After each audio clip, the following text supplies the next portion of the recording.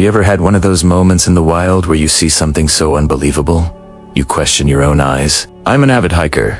I've spent years exploring the dense forests of the Pacific Northwest, and I thought I'd have seen it all. From majestic eagles to elusive mountain lions, the wilderness has always shown me its wonders, but nothing, and I mean nothing, could have prepared me for what happened on my last trek into the Cascade Mountains. It was an encounter that changed everything I thought I knew about the world.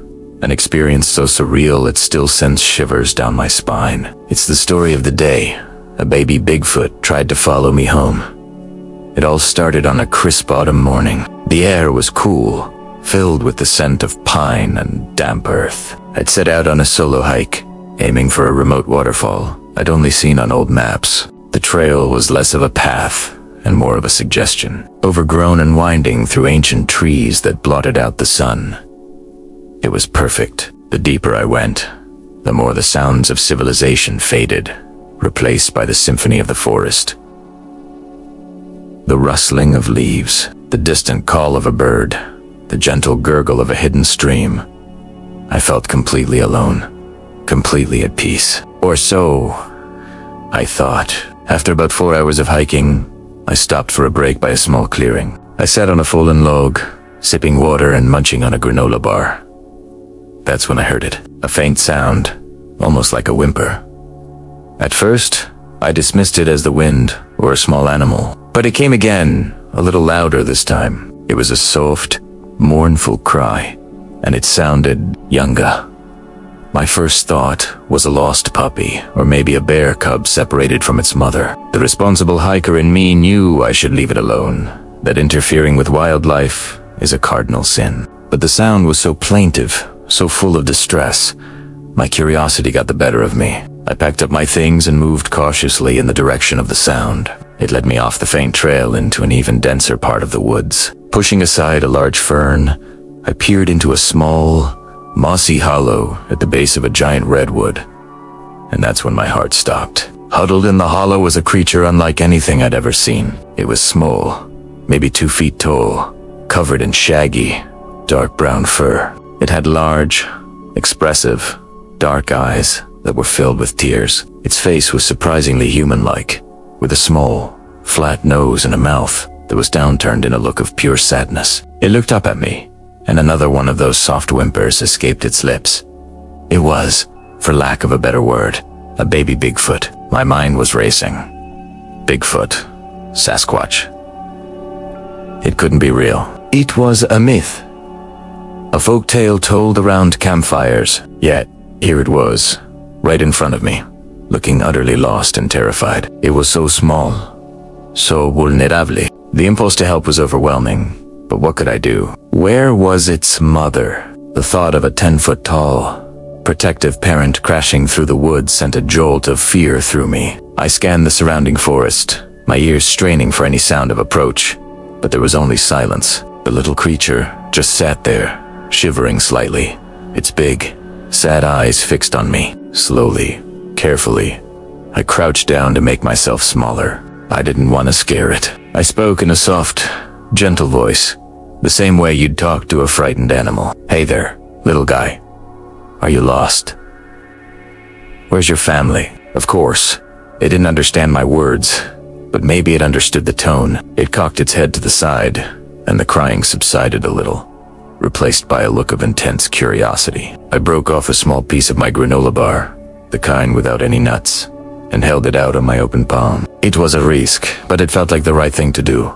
The little creature watched my hand for a long moment, then slowly, tentatively, it shuffled forward. It sniffed my offering, its little nose twitching. Then, with surprising dexterity, its tiny, hairy fingers picked up the piece of granola and popped it into its mouth. It chewed thoughtfully, its big eyes never leaving my face. A small, almost inaudible burp followed, which was so unexpectedly normal. It made me smile. A bond was forming, a strange, unspoken connection between a human and a creature of legend. I stayed there with it for what felt like an hour, just talking to it quietly. It seemed to calm down and even let out a few soft, cooing sounds. But the sun was beginning to dip lower in the sky, and I knew I had to start heading back before dark. The thought of leaving it there alone was heart-wrenching. It was clearly lost and alone. What if a predator found it with a heavy heart? I stood up. I have to go now. Little one, I said softly. I hope your mom finds you soon. As I turned to leave, I heard a soft shuffle behind me. Made I look back, and my heart just broke.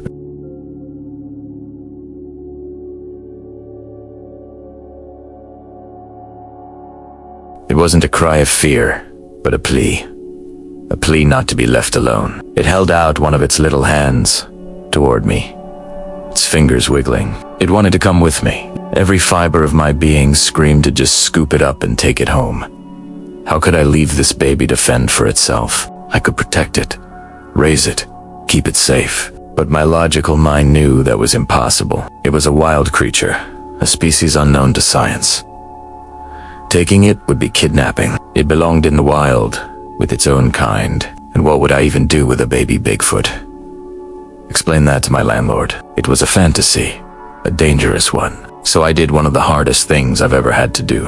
I turned my back on it and started walking away, faster this time. I could hear its little footsteps pattering on the forest floor behind me, and its cries grew more desperate. Please, don't follow me, I whispered, my own voice thick with emotion. I didn't dare look back. If I looked into those pleading eyes again, I knew I wouldn't be able to leave it. I picked up my pace, almost jogging, my heart pounding in my chest. For at least 10 minutes, I could hear it trying to keep up, its soft cries echoing through the trees.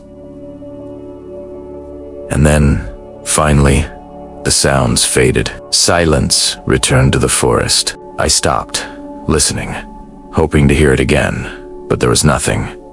It had given up. The rest of the hike back was a blur. My mind was a whirlwind of emotions: guilt, sadness, wonder, and a profound sense of loss. Did I do the right thing? I still ask myself that question every day. I got back to my car just as the last light of day vanished. The forest, now a wall of impenetrable darkness. The drive home was silent. I didn't turn on the radio.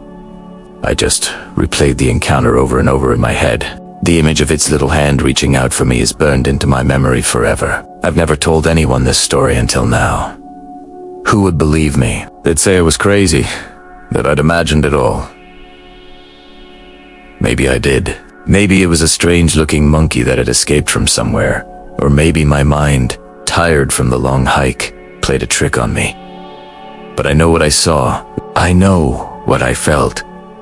The weight of that decision to walk away still rests heavily on my shoulders. I go back to that area of the woods sometimes, hoping for another glimpse, hoping to see a sign that it was okay, that it found its family.